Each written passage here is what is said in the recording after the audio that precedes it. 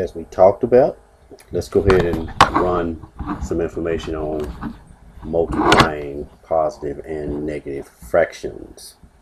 Key concept that we must clearly understand: in order to multiply fractions, we must multiply the numerator times the numerator, and we must also multiply denominator times the denominator.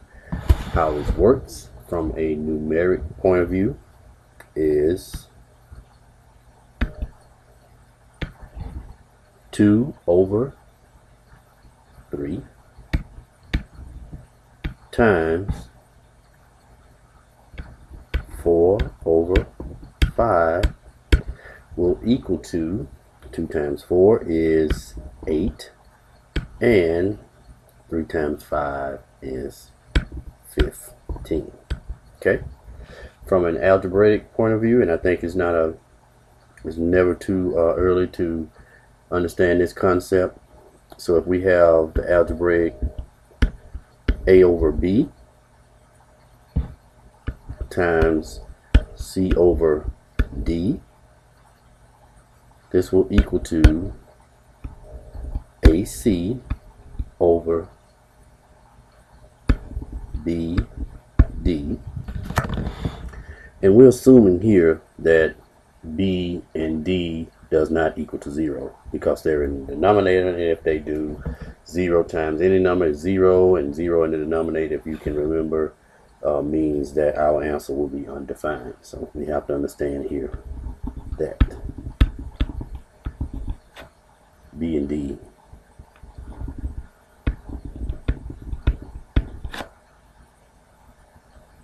does not equal 0.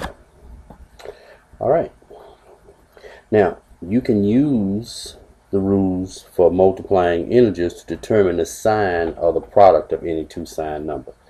What are those rules? If the signs are the same, okay? If the signs are the same, let's go ahead and write this down. So if we have same sign,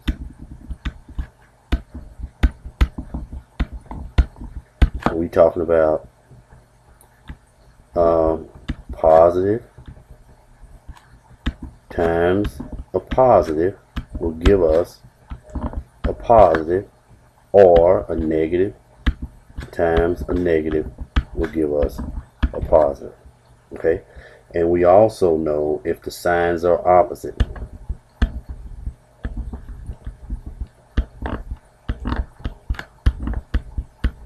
If the signs are opposite, and we're talking about a negative times a positive, we always get a negative. Okay, so we got these signs out of the way. We understand all that. Some review vocabulary that you must go back in your data bank and look at is greatest common factor, and the greatest common factor of two or more numbers. Okay, so we're talking about what is the greatest common factor, and we're talking about the greatest common factor of two or more numbers. Example, the greatest common factor of 8, 12, and 4 is 4. It's the largest number that will divide equally into all three numbers. Okay, so let's take a look at multiplying a positive fraction. So we'll put up an example. Well, let's put it over here.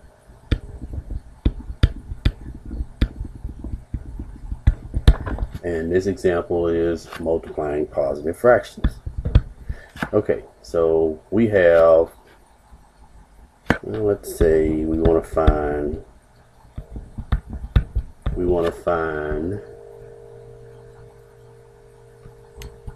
4 over 9 times 3/5.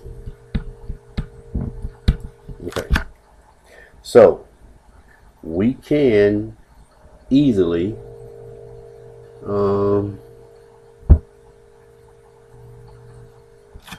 4 times 3 is equal to 12. 9 times 5 is 45. And now we can look for a GCF, our greatest common factor. So because 12 and 5, it has to be 3, so we can divide both of these by 3, and that will give us 4 over 15. Alright, now let me show you something. If we use this method, so I'm going to rewrite it, and I'm going to put a different color here so you may understand exactly what I'm doing. We want to rewrite it, and this time we want to use the concept of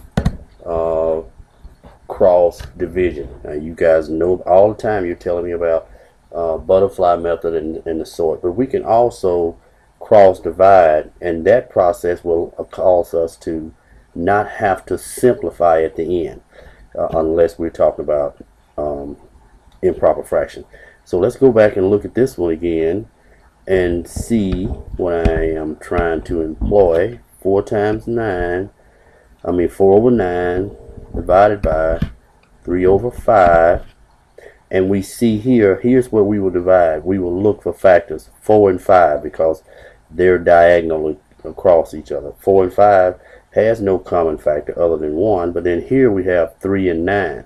So we can find that 3 is, so we can divide by 3 and we'll get 1, and divide 3 into 9 and we'll get 3.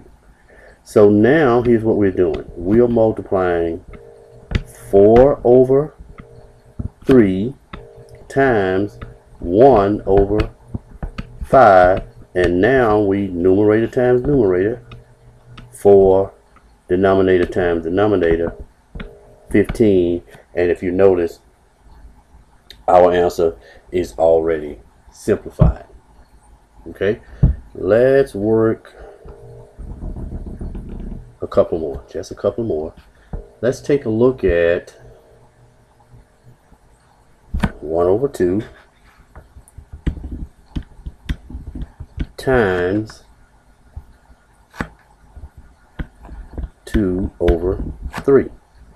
Well, again, I'm looking at my cross division. 1 and 3, the only factor is 1, but 2 and 2 we can simplify to 1 and 1. That's going to give us 1 over 1 times 1 over 3, which 1 times 1 is 1, 1 times 3 is 3, and it's already simplified. Okay, let's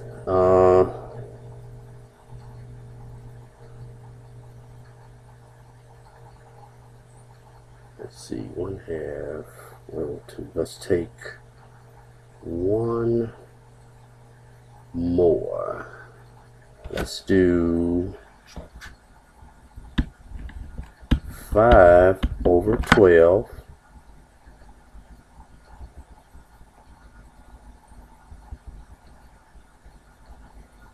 and let's multiply that times 3 over 20. Okay. Oh, I see. 3 into 3 1 time, 3 into 12 4 times, 5 into 5 1 time, 5 into 20 4 times. So here I'm looking at 1 over 4 times 1 over 4, and denominator times denominator gives us 16. Numerator times numerator gives us 1. Well, let me go ahead and add this very last. I said 3 earlier, but I just want to go ahead and let this last problem in because I want to show you a simple little format here. So we have, let's take 7 over 10 and let's multiply that times 7 over 16. And what we're trying to do now is let's take a look and see, can we use our cross division concept that we were mentioning. So I see 7 is prime. So if 7 is prime, that means it only divides 1 in itself. So it will not be a factor of 16. And again, if it's prime, it won't be a factor of 10. So we just automatically just go ahead and 7 times 7, it's numerator times numerator, is 49. And 10 times 16, denominator times denominator, is 160. So we can pretty much look all day. We're not going to find a factor for 49 that's the same as 160, because we couldn't cross divide. Then this number is already simplified as low as it can go. So again, that's what you need to understand when you're looking at multiplication of positive number. I know I kept them relatively small, but just the concept is what we're trying to get you to do. Let's move on around and talk about multiplication of negative fractions. Again, key concept. It is easier to multiply fractions if you simplify them first. Remember, that's what I was using the cross division for. Use the rules for multiplying integers to find the sign of the product. That means same sign, positive, opposite sign, negative. Always make sure that the product is in the simplest form. And that goes back to, if you choose not to use the cross division, then you have to make sure you find the greatest common factor to simplify. You have to. You cannot leave it unsimplified, or it will be incorrect. And something that we will introduce you to in just a slide or two is using dimensional analysis to solve problems. Can help you see how different units are related and help you decide which unit to use in a solution. And dimensional analysis is just simply the process of including units of measurement when you compute. We should know that when we're talking about feet, inches, or whatever that particular measurement is. But anyway, let's get to working an example with negative fractions. So let's use, let's see.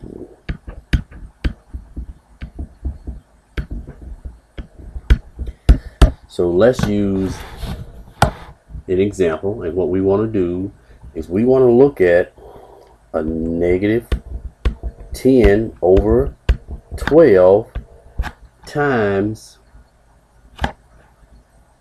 6 over 8. Okay, now what I want to do is I want to simplify first. So I'm going all the way back up here, and I'm going to simplify before I multiply. So I look at my 6 and 12. I'm going to diagonally look at 6 and 12, and I can find out that 6 can divide into 6 one time and into 12 two times. Okay, now I look at these two and I see that 8 divides into 8, but will it divide into 10? No. But is there a common factor? Well, 2. So 2 goes into 8 4 times, and 2 goes into a negative 10, a negative 10, a negative 10, a negative 5 times.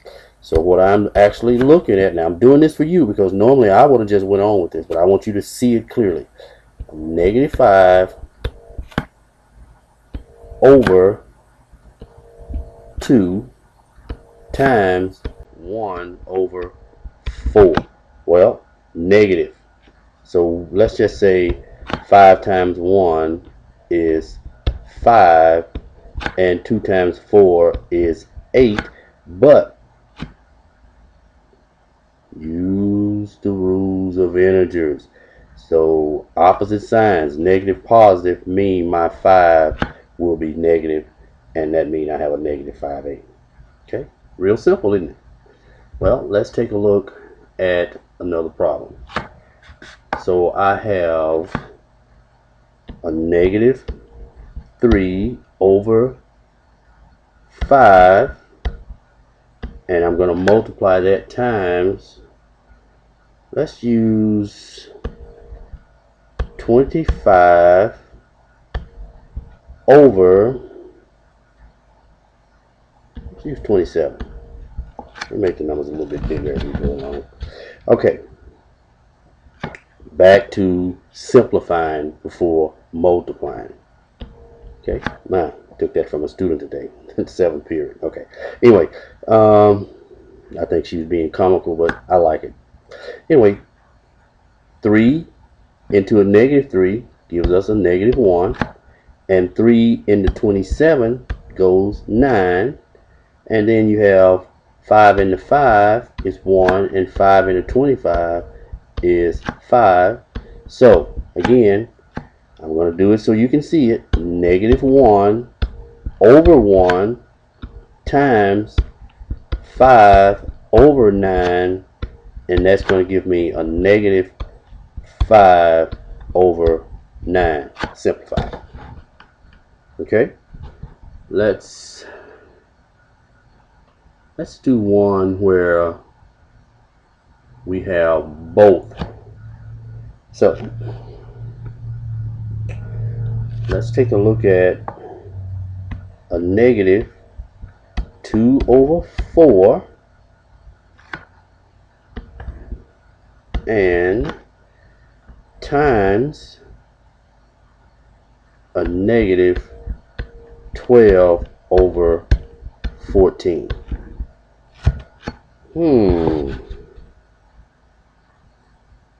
Okay, I see we can still do that. So 4 goes into 4 one time, and into a negative 12 a negative 3 times. 2 goes into a negative 2 a negative 1 time, and into 14 7 times. So now we will have a negative 1 over 1, and that'll be times a negative 3 over 7. Well, now we multiply a negative, well, 1 times 1 is equal to 1 times 3, I'm sorry, is equal to 3. Negative times a negative is positive, and 1 times 7 happens to be simply 7 simplified. Okay?